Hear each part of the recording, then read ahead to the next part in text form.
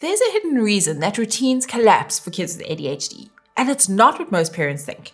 If you're exhausted from reminding, repeating, and still watching the routine fall apart, then you're in the right place. I work with families just like yours as an occupational therapist, and I see the struggle almost every single day.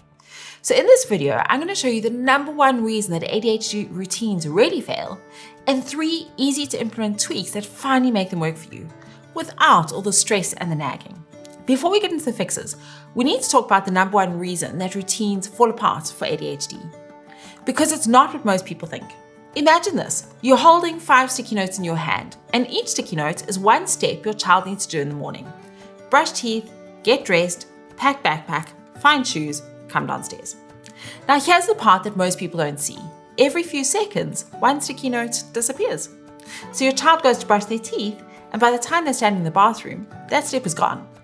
Then you say, okay, now get dressed. And they're like, wait, what? And somehow, instead of getting dressed, they're building Legos or talking to the dog, or they're just frozen.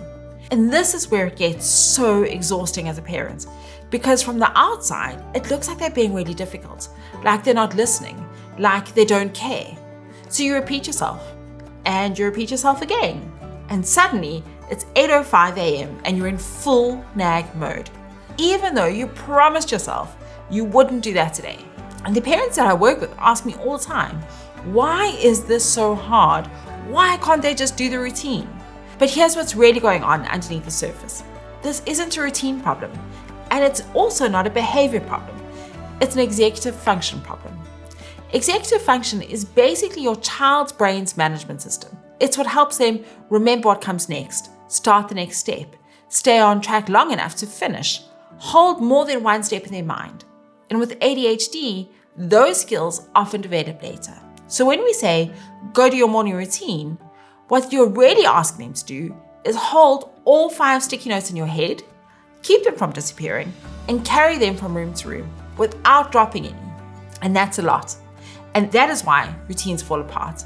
Not because your child won't do it, but because their brain can't keep all the steps online, especially first thing in the morning. And once you see that, then everything shifts. Because now the question isn't, why are they not doing it? It becomes, what support does their brain need to actually succeed? So if a routine is living in their head, their first fix is simple. Because here's the thing, most of us keep giving verbal instructions as a routine. Go brush your teeth, now get dressed, don't forget your bag. And it feels like we're being really clear with our kids.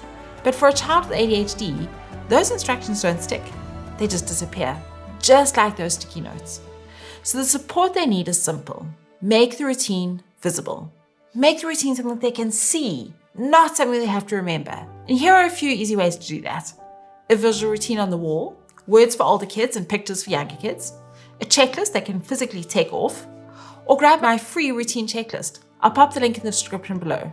For example, you can put a small chart right by the bathroom mirror that says teeth, face, hair, deodorant, done. Because now, instead of relying on their memory, the routine does the remembering for them. And when you do this, something really important happens. You don't have to repeat yourself all morning.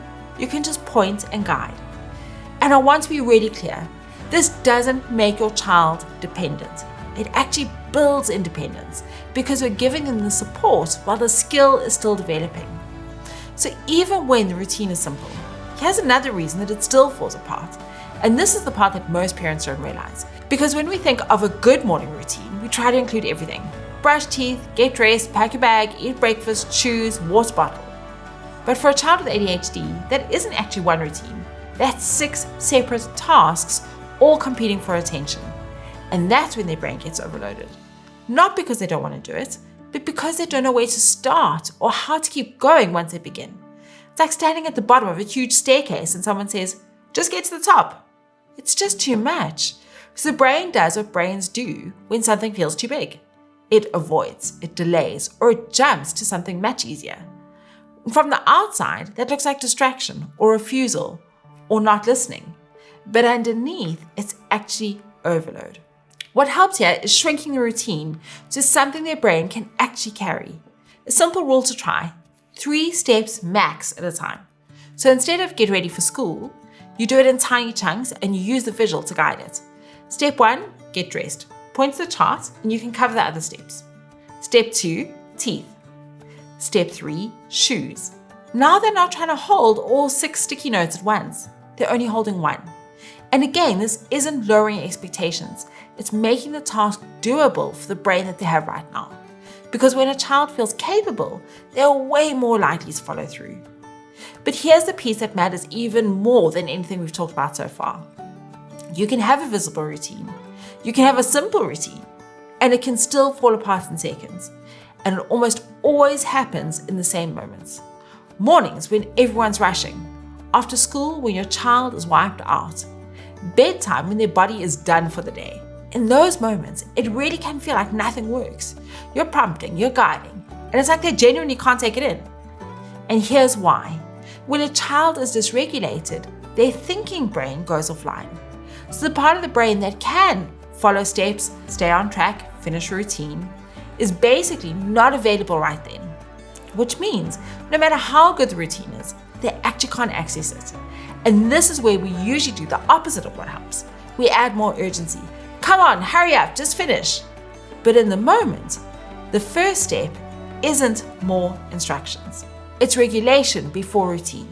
Because when their nervous system settles, then the thinking brain comes back online. And then the routine can work.